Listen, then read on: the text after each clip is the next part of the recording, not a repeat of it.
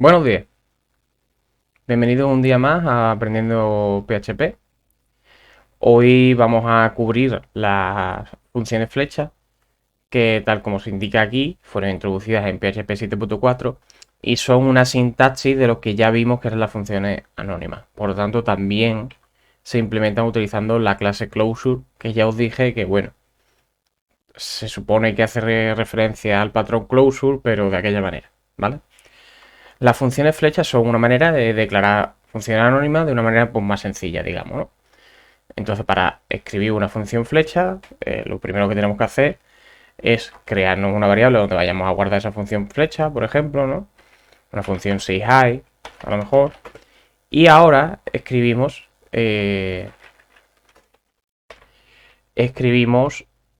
lo que sería la función flecha, que va a ser una expresión que se va a evaluar, ¿no?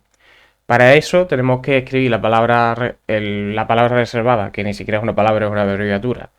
Fn, paréntesis, una flecha y lo que queramos devolver, ¿vale?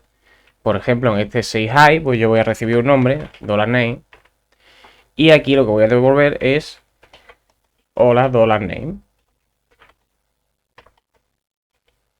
Entonces, si yo hago echo $sayHi mundo, pues lo que yo obtendré cuando vaya, cuando vaya a ejecutar esto va a ser el hola mundo, ¿no? Es importante señalar que este tipo de expresiones, que son funciones anónimas, tienen que devolver algo siempre, no pueden ser funciones void. Es decir, yo no puedo meter aquí el echo. Si yo pongo aquí el echo, cuando yo guarde, me da un syntax error, unexpected token echo, ¿vale?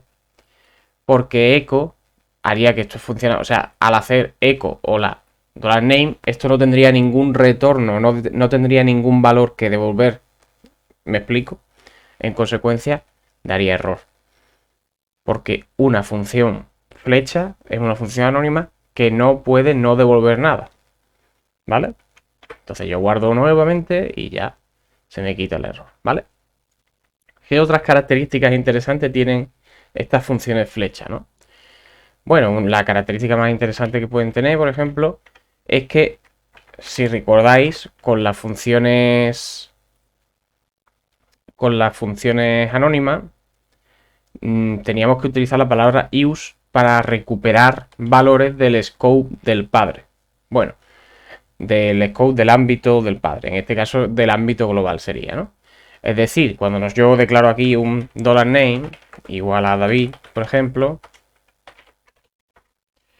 y este $name lo quiero usar en la función, en este caso función flecha, sin pasárselo por parámetro, ¿vale?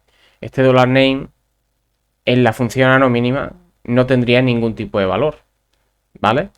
Sin embargo, en la función flecha sí que lo tiene, porque esta coge directamente el ámbito del padre, ¿vale? Vamos a verlo en la consola y veréis que efectivamente me escribe hola David, sin que yo haya tenido que hacer aquí ninguna sintaxis como la del use. ¿Os acordáis del use, no? Que yo ponía function, say hello por distinguirla, y yo decía echo dólar, echo hola $name, pero que este $name, de hecho si yo guardo, me debería dar un error, no me lo está dando, no sé por qué. Ah, claro, porque esto es así.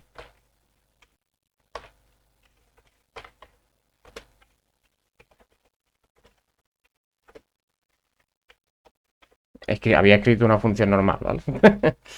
Este $name, si recordáis, no funciona de la misma manera. Yo, si llamo aquí $6hello, este $name no debería tener ningún valor. Y efectivamente no lo tiene, ¿vale? Warning undefined variable $name en la línea 6, que es esta línea. Y para recuperar el $name del scope superior tenía que usar un use $name. Y al hacer esto, sí que conseguía el efecto deseado, ¿vale? Bueno, pues en las funciones flecha este use $name no nos hace falta porque todas las variables que tengamos en el ámbito inmediatamente superior de la función flecha van a inyectarse de la manera en que se inyectaban en la función anónima con el use automáticamente sin que nosotros tengamos que hacerlo. De manera que nos da lugar a expresiones pues mucho más sencillas, como estáis viendo, ¿no? Esto es una línea que se lee bastante bien, se entiende y nos permite escribir un código pues mucho más fácil de leer. Hay algunas consideraciones adicionales sobre las funciones flecha que debemos tener en cuenta, ¿de acuerdo? Por ejemplo, pasando ya de este típico ejemplo del nombre, voy a poner aquí un número, $n1 igual a 0. Este número lo voy a imprimir al final del todo, ¿vale? Y ahora voy a hacer aquí una función flecha, add1, de hecho, que va a ser fn y que va a incrementar el valor de $n1 y luego devolverlo, ¿vale? El return aquí es implícito, es decir, yo no estoy poniendo aquí ningún return porque es que no hace falta. Al yo poner esta expresión aquí, PHP sabe que el resultado de evaluar esta expresión es lo que va a devolver la función flecha, ¿vale? Si yo, por tanto, hago echo $add1 y pongo un PHP en online por aquí, bueno, no me encuentra constante, no sé por qué.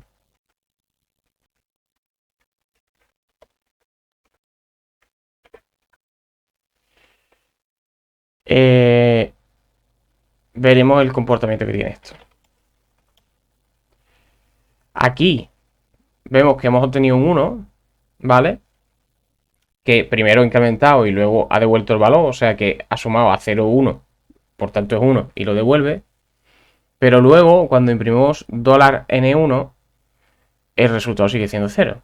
Esto es porque se inyectan en el contexto de la... O sea, el contexto del padre, del contexto superior, perdón, se inyecta en el contexto de la función flecha, pero es que se inyecta copiándose por valor, no por referencia, ni... Es decir, este n1 de aquí tiene el mismo valor que este n1 de aquí, pero no es el mismo n1, no apuntan a la misma dirección de memoria, ¿de acuerdo? Si quisiera yo utilizar una función flecha para modificar una variable del scope superior, entonces no me quedaría otra que pasar por parámetros la variable, ¿no? Tendría que hacer ampersand $n, con aquí un $n, y aquí tendría que pasar $n1. Al hacer esto, ahora se supone que yo he recibido la referencia de $n1 y la he incrementado y la he devuelto, ¿vale? Entonces, cuando yo ejecuto este programa, sí que tengo el 1 aquí y el 1 aquí, porque no solo ha incrementado y devuelto esto, sino que como ha usado la referencia, ha incrementado y devuelto el valor de la variable n1 en el scope superior, en el ámbito superior. ¿De acuerdo? De todas maneras, esto es una manera un tanto extraña de utilizar las funciones flechas. Las funciones flechas son un concepto que vienen del ámbito de la paradigma de la programación funcional y allí se trabaja mucho con lo que se llaman funciones puras y esto no es una función pura.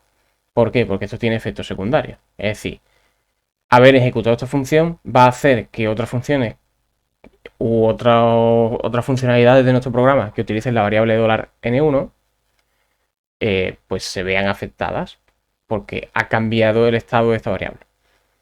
Lo lógico es utilizar las funciones desde el punto de vista del paradigma funcional de un modo en que no cambien el resto del programa. Es decir, que siempre den el mismo resultado sin modificar nada, como lo teníamos antes, es decir, sin utilizar esto. Sin utilizar esto, refiriéndose a N1 y sin pasar nada por aquí. Porque así no cambia $n1. Evidentemente, $n1 a veces tendrá que cambiar, pero cuando haya que cambiar $n1, según el paradigma funcional, habría que hacerlo de una manera que fuera bastante clara y concisa que se está cambiando el estado y que tiene que ver con un cambio de comportamiento de nuestro programa. Es decir, no es algo trivial, solo cambiamos el valor de N1 cuando queremos provocar, por ejemplo, un evento. Es un poco más extraño que eso y bueno, el paradigma funcional es una movida sobre la que yo no estoy preparado para hablar realmente, así que no voy a seguir con mis diatribas en ese sentido.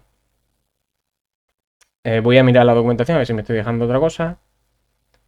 Bueno, naturalmente yo puedo poner aquí, o sea, dentro de estos paréntesis del Phantom, yo puedo hacer todo lo que pudiera hacer con la lista de argumentos de una función normal.